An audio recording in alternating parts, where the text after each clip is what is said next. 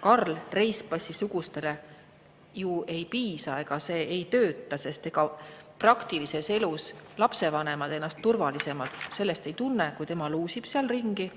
Ja tegelikult, mida Reispass tegi? Ta postitas YouTube'i järgmise video, kus ta ilgub selle üle, et internetis ta võib teha, mis tahab, võib rääkida, mis tahab, võib lapsi pilastada suusõnaliselt ja mitte midagi ei juhtu, sellepärast et sotsiaalmeediat me avalikuks kohaks ei pea. Ja just selle seadusloome kohta ma teilt ka küsisin, et mida siin peaks nüüd sätestama.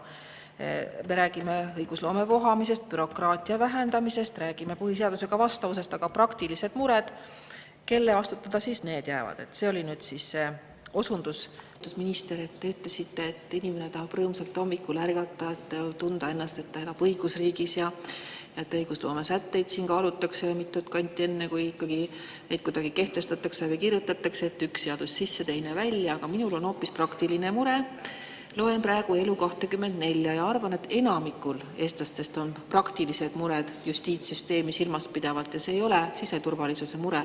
Näiteks siin on 27. november uudis noormehest, kellel on haiglased väljaütlemised ja mitte ainult. Ta luusib koolide ümber, teeb TikToki videosid, tema on tuttav meil Armastuse maleva saates, aga see pole tema ainuke tähelend, tema nimi on Karl Reispass ja ta on hiljuti alles postitanud TikToki siis väikeste laste teemalisi nalju ja need on väga haiglased, kus ta ütleb välja, ma vabandan väljenduse eest, et ta kepib iga päev väikesi lapsi, kui te veel hoiate, kepib ta kõik väikesed lapsed läbi.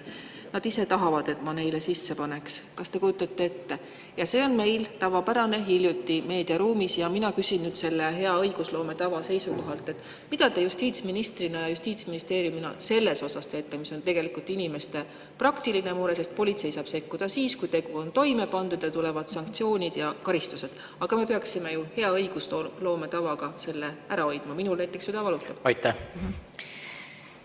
Toksiline TikTok on globaalne probleem ja see, kuidas see toksiline TikTok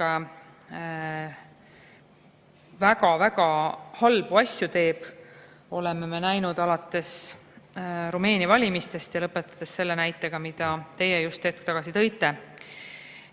See, kuidas selliseid asju lahendada, on üks prioriteete terve Euroopa Liidu vaates uuega Euroopa Liidu komisjoni laual, sellepärast, et selle sama murega on silmitsi kõik liikmesriigid.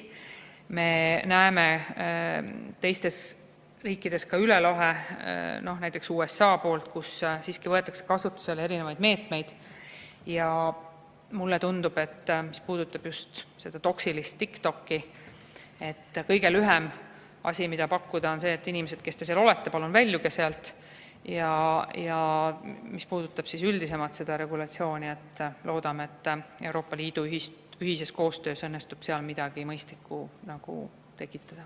See on tõesti väga muret tekitav, eriti laste ja lastekaitse vaates.